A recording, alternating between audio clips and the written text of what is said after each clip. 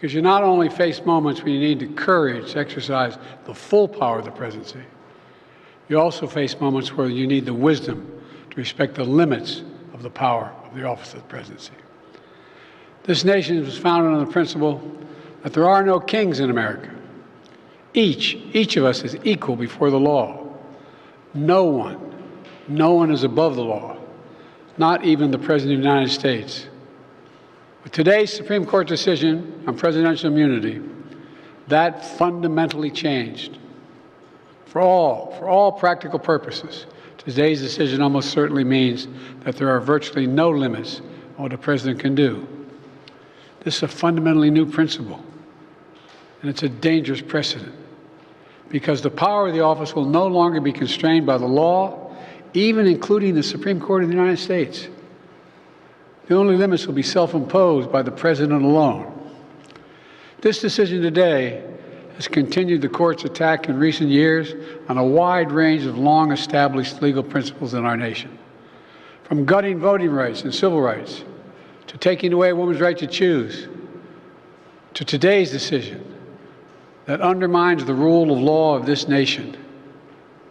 Nearly 4 years ago, my predecessor sent a violent mob to the U.S. Capitol to stop the peaceful transfer of power. We all saw it with our own eyes. We sat there and watched it happen that day. Attack on the police, the ransacking at the Capitol, a mob literally hunting down the House Speaker, Nancy Pelosi, gallows erected to hang the Vice President, Mike Pence. I think it's fair to say it was one of the darkest days in the history of America. Now the man who sent that mob to the U.S. Capitol is facing potential criminal conviction for what happened that day. And the American people deserve to have an answer in the courts before the upcoming election. The public has a right to know the answer about what happened on January 6th before they are asked to vote again this year. Now, because of today's decision, that is highly, highly unlikely. It's a terrible disservice to the people of this nation. Prostitute. So now the American people will have to do what the courts should have been willing to do, but will not. The American people have to render a judgment about Donald Trump's behavior. The American people must decide whether Donald Trump's assault on our democracy on January 6th makes him unfit for public office in the highest office in the land.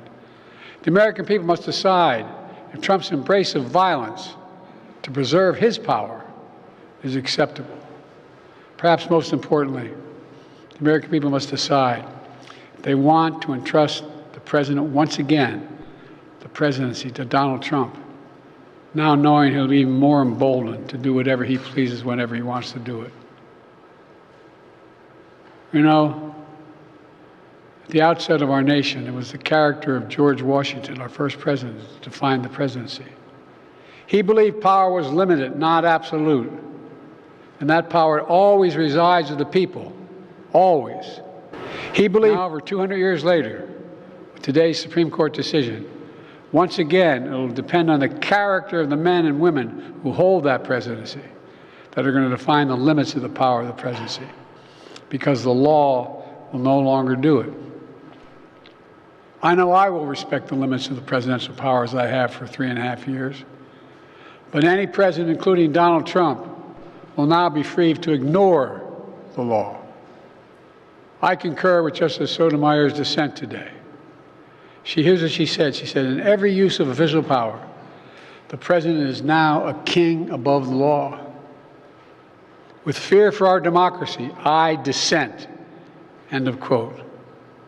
So should the American people dissent. I dissent. May God bless you all, and may God help preserve our democracy. Thank you. And may God protect our troops. What the hell? Make America great again. What, is this a communist country or something? I thought this is America. Yeah, old man shit your pants. I knew he was gonna come out and cry real hard. So what did he just say? That he's the king? That's what it kind of sounded like he said. He's like, oh, well, the president is now gonna be the king. And da-da-da-da-da. Like, okay, so ain't that supposed to be you, buddy? You're worried about what's going on next, but you're the asshole sitting in the seat right now? Are you telling us that you think you're king now? You sound dumb as shit, old man Walter. Anyways, drop a 1 in the chat if you would like to do the Pledge of Allegiance. Drop a 2 if you're good to go. Of course, we will be live again tomorrow, 1 p.m. Eastern Time for Coffee with Hooligans. I'm going to read through really quick, see what you hooligans are saying. 10 man, the 5-minute man. I don't even think he lasted that long. No, one pump chump. Zero, can we re-listen? Well, it's not very long. It's not very long. That's what he said. And it started abruptly. It was like a blue screen for a minute, and then all of a sudden he was right next to the podium. He took 2-3 steps forward, and that was that. And it was go time, so I didn't start late. I started right on time. He was just really quick. Real quick. Matt, so strong, so much energy. Wow. Talk so long. That's right, Matt. Just blown away by that speech, you know. I felt it real deep. Real deep. Real deep. Sam 1 to the 1th. 1 of 1.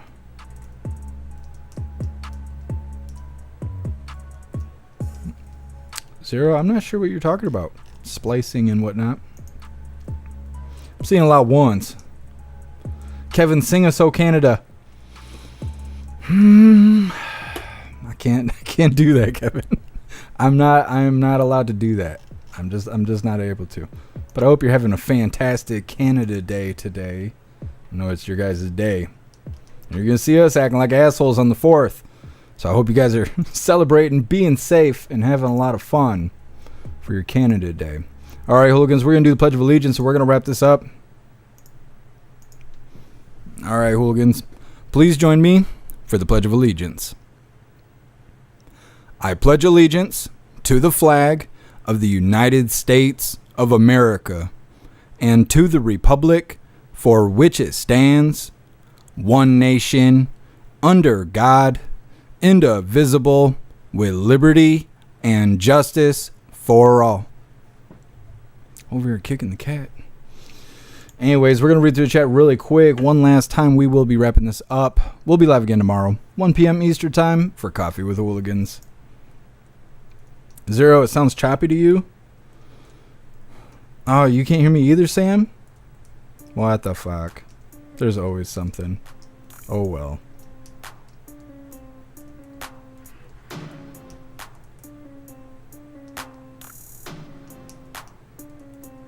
Appeal to heaven, going to a rich man's display on the 4th? I don't know what that is, but I hope you have a good time. Satan's Mechanic, I feel stupider for watching it. By tomorrow, we'll probably have a bunch of other blue team that is doing the same thing. Same thing. They'll be crying, pissing and moaning, and we'll have it tomorrow for Coffee with Hooligans.